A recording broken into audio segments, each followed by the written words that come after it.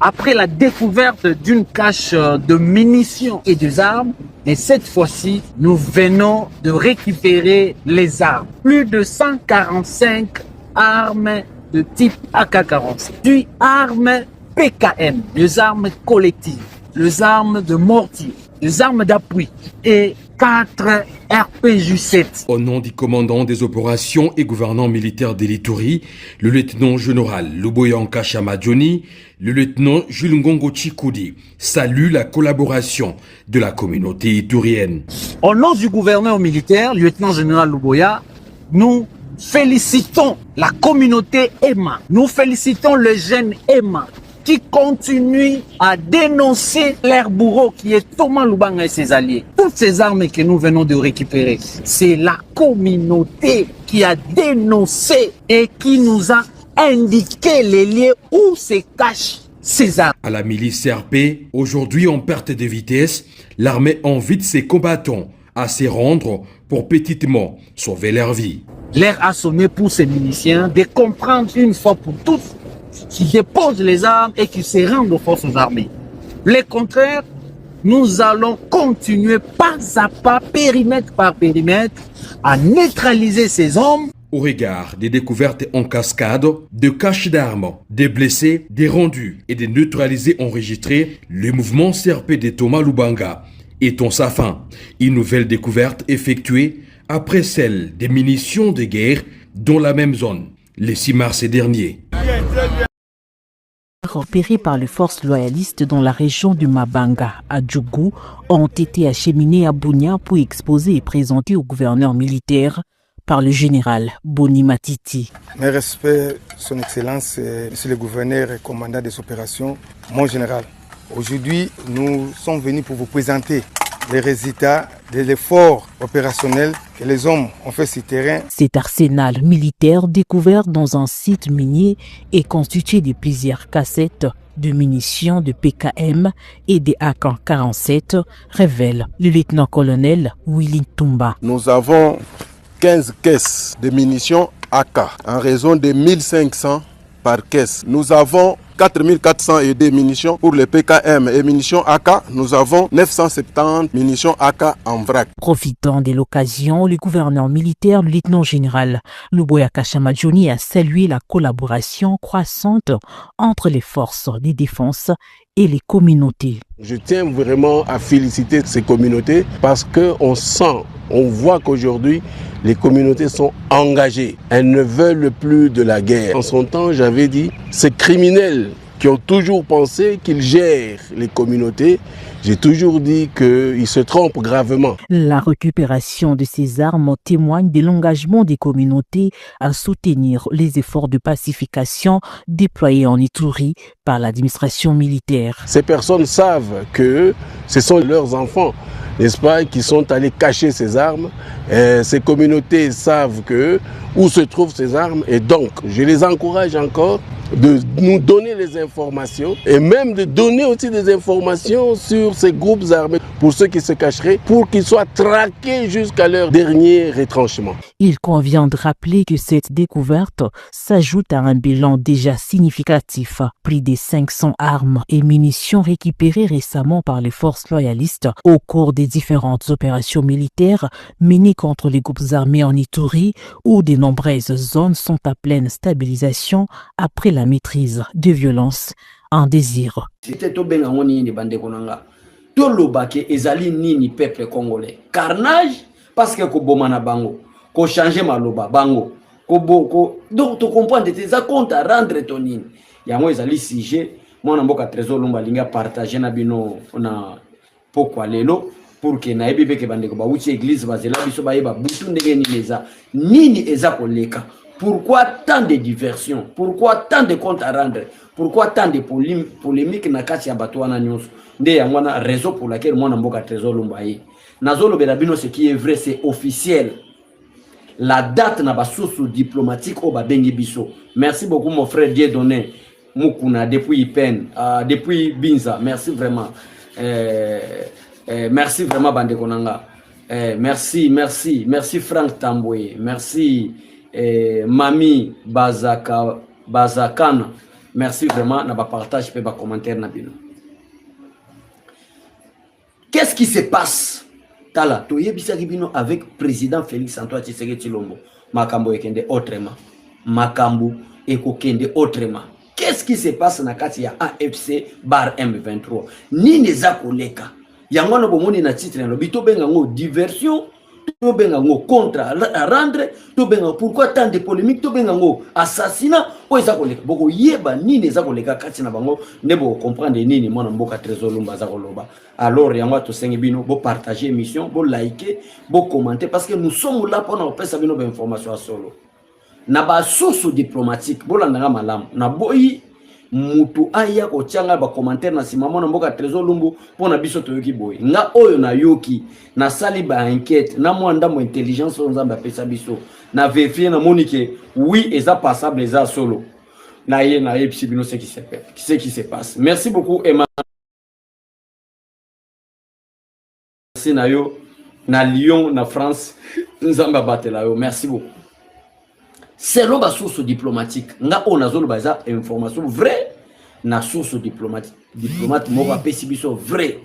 Diversion to bengango. Compte à rendre tous les mots là au batbalinga ke biso to ko bengango.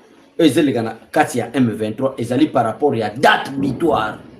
Na bengango date butoir contre AFC bar M23 face à la communauté internationale. Eza date butoir. Ozo boma bisimo yango komona bisimo ofanda asali déclaration a tweeté bandeko bakolanda ba monike bisimo o azali coordonnateur ya AFC a lobby awa peto zela nanga ponanga lobité mais na côté bananga muta lobby ezali maire de la ville côté ya donc bazolo bana divagation bazolo bana désordre. Qu'est-ce qui se passe? Ezali par rapport ya date butoir ya nini? Date butoir ya retrait ya ba AFC bar M23 na République démocratique du Congo.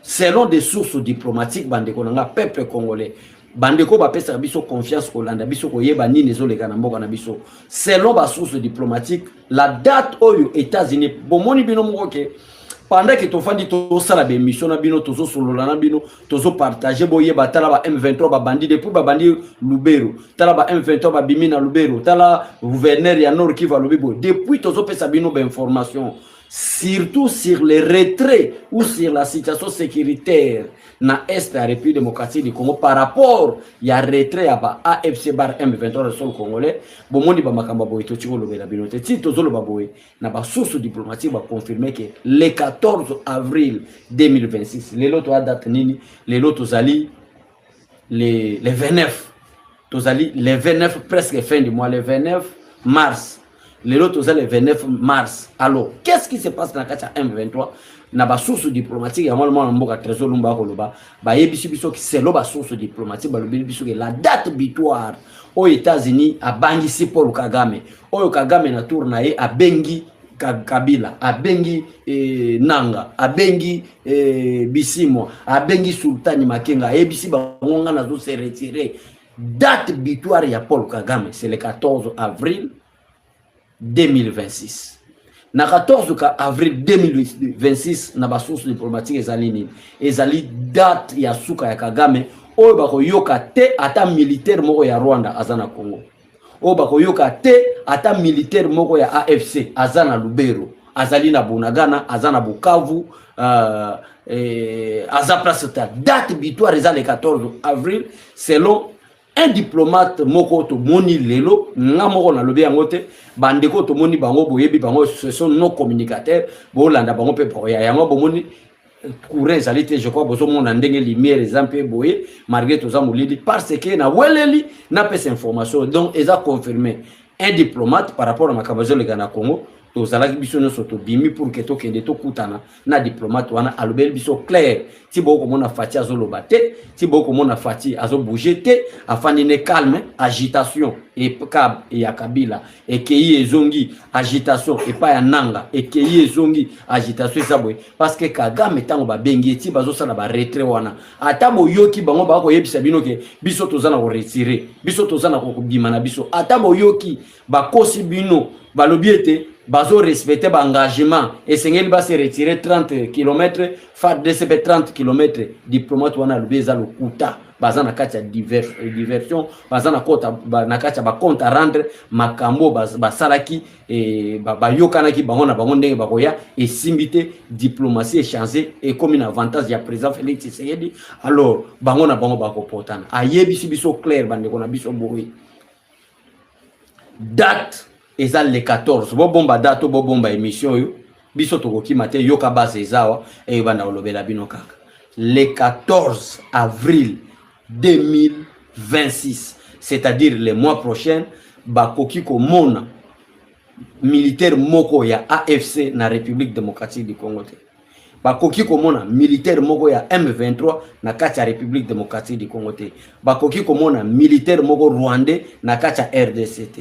parce que c'est le bango la République démocratique du Congo qui dirige le président de la République démocratique du Congo Félix Antoine Tshisekedi Tshilombo bango côté na bango ba FDLR oyo kagama zwa audace ya kolobaki na tindi ba militaire nanga ya Rwanda na sol congolais contre régime ya Kinshasa te contre République démocratique du Congo te baba konza Congo bazakinde bapaya bazosaela bapaya musala po baboma bana ya Congo po bazwa biso na boumbu makambo boza komona ezosalema na est ya mboka na biso ezali par hasard te eza mosala ebanda kala ezalaki na relais na kati yao bato tozala kokanisaka bakonzi ya mboka nzoka nde bango nde mutu bazozwa mitindo oyo ewuti kuna po basalaka bana Kongo mabe yango nasengi na bino bofungola miso pe boyebisaka bana mboka nyonso baza vigilant mouvement nyonso ya suspect bokomona ezala epa ya congolais ezala epa ya mopaya bo signale yango na bakonzi batala ndenge nini bako kende nango de sorte que to batela mboka na biso ezui sikoyo nzela ya développement nango yango bozali komona agitation ya bato yo ya misala mabe o balingai kozala kokanga biso kaka na boumbu yango bozomona agitation mokonzi na bango nde o Rwandais wana o bozomona ndenge aza kosagite azwi kipelekese aza koma koloba lokwa mutu aliboma. S'agissant des infrastructures, le chef de l'État a promis la réhabilitation de la route Mongata-Bandundu et la construction prochaine d'une université moderne à Kikwit. Dans un mémorandum lu par leurs représentants, les chefs coutumiers réaffirment leur soutien au président de la République et promettent d'accompagner sa gouvernance. Dans la foulée, les autorités coutumières lui ont remis un présent, symbole de pouvoir.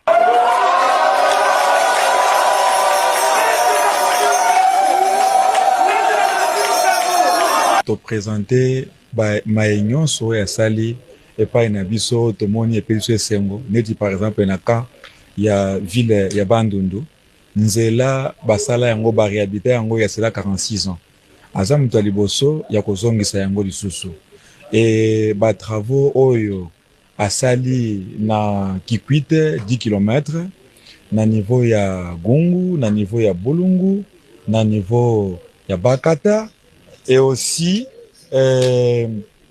to sengi na lisusu aswa kaka wana te a continuer kosala susu misala wana etikala ba chantier te ezala pena na finissage na yango to sengi na lisusu pona ko relier nzela ya Mongata na Bandundu ville pour que permettre biso na ko diminuer ba transport ezala pena esengo makasi. Un peu plus tard, le président de la République a conféré avec l'évêque du diocèse de Kenge.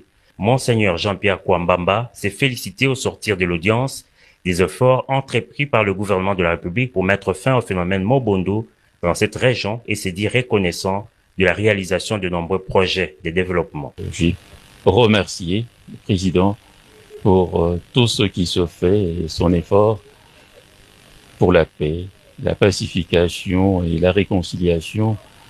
Je lui ai dit également merci, je dirais, pour ce qui se fait spécialement dans notre contrée. Et vous savez qu'il y a eu ces phénomènes de Mobondo et nous sommes contents que de plus en plus il y a quand même cette réconciliation avec au sein de la population locale et la plupart je dirais, les gens peuvent maintenant se déplacer dans leur région. Alors c'est une grande joie et nous sommes très reconnaissants à son Excellence, Monsieur le Président de la République. Il faut préciser que le séjour du Président de la République se poursuit à Bandundu-Ville.